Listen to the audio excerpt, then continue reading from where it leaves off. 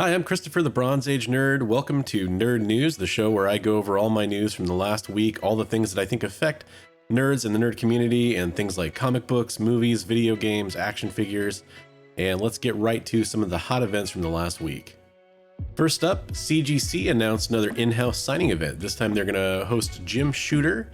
He's going to be doing signatures for $75 per item, and he'll be doing remarks for $110 per item. All submissions need to be to CGC headquarters in Florida no later than May 15th. Next up, if you've been watching Falcon and the Winter Soldier, you know that Zemo mania is sweeping the nerd nation. Baron Zemo finally made his debut in Falcon and the Winter Soldier in episode 3, and he hit the ground running. The gang goes to Madripoor in this episode, which is really cool. And we get to see Baron Zemo sort of take charge, as he's more used to the seedy underground of Madripoor than Falcon or Winter Soldier. And one thing that they do is they go to a club. We get to see a really fun shot of Baron Zemo dancing. It sort of went viral. Marvel has now released a 1 hour long clip of Baron Zemo dancing at that club. It's pretty fun. Go check it out on YouTube. According to the Wall Street Journal, Netflix has inked a deal with Sony Entertainment Pictures to be the first option for all of their streaming films going forward starting in 2022. This is pretty interesting. As we all know, Sony does have the rights to certain Marvel characters in the Spider-Man universe, like Spider-Man, Morbius, Venom, and Carnage, and all the other big characters that we're familiar with. They will carry all future Netflix films. This gives them a first look option, which means they have the right to stream it and go forward with a streaming deal. For each of those films that comes out, it's a 5-year deal, and it does mean that we'll probably be keeping our Netflix subscriptions alive and active as soon as those films start hitting. Talk about high-end action figures. There's a new Hasbro exclusive Transformer coming out, which is a $700 automatically transforming Optimus Prime. The toy was revealed and sold out in less than 24 hours on Hasbro's Pulse website. You can definitely go check out the pictures and videos for this thing. It's pretty cool.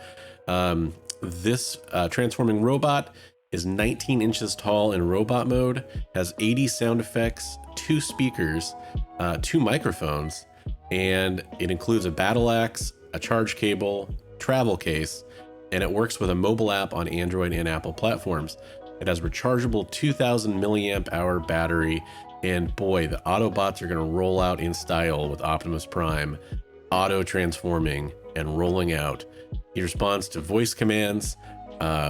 He has several different motion activated features, and a lot of Transformers fans are going to be really happy to get their hands on this absolutely premium Optimus Prime figure. LEGO announced their next wave of collectible minifigures. I've been a big fan of these for a long time. You can't see them, but there's actually a ton of minifigures on top of my monitors here from the collectible minifigure waves, the ones I've liked over the years.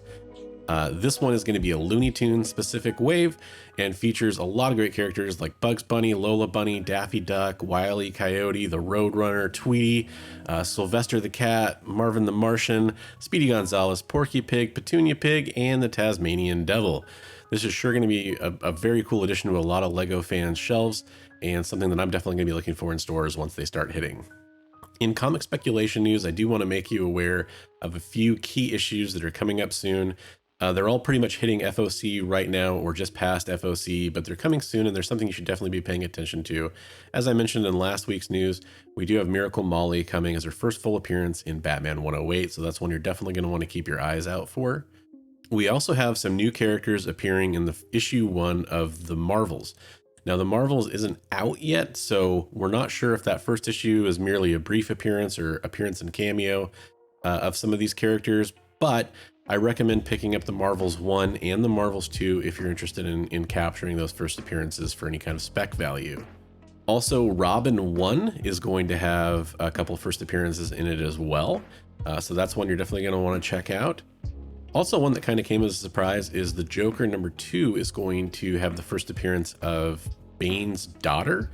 Her name is Vengeance, and so that's something you're definitely going to want to check out, because as we've learned, characters that James Tynion does introduce do stick around at least for a while in his runs, so it's reasonable to suspect that this character will have some kind of a future, at least in his run. And lastly, in Immortal Hulk 45, there is a new type of the Hulk appearing.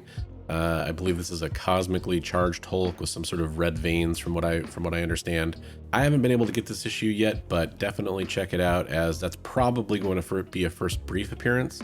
And the rumors are that Immortal Hulk 46 will probably be this Hulk's first appearance. Aspects of the Hulk, there's a little bit of a debate on whether or not they actually count as a different character, or if, since it's just different personalities of the Hulk and different representations of the Hulk, whether or not that actually matters. But if you are heavy on the Spec side, you might want to check those out just to be safe. And last but not least, in some Marvel MCU news, we have new trailers that came out in the last week for Loki, the new series coming to Disney Plus. And that will be starting to stream on June 11th. So you definitely want to check out that new trailer. They don't give away too much, which is pretty awesome. It looks like it's going to be a very wacky, kind of out there show, which is great for people that liked, say, WandaVision, for example, which was kind of along similar lines as far as being a little bit different and fresh concept.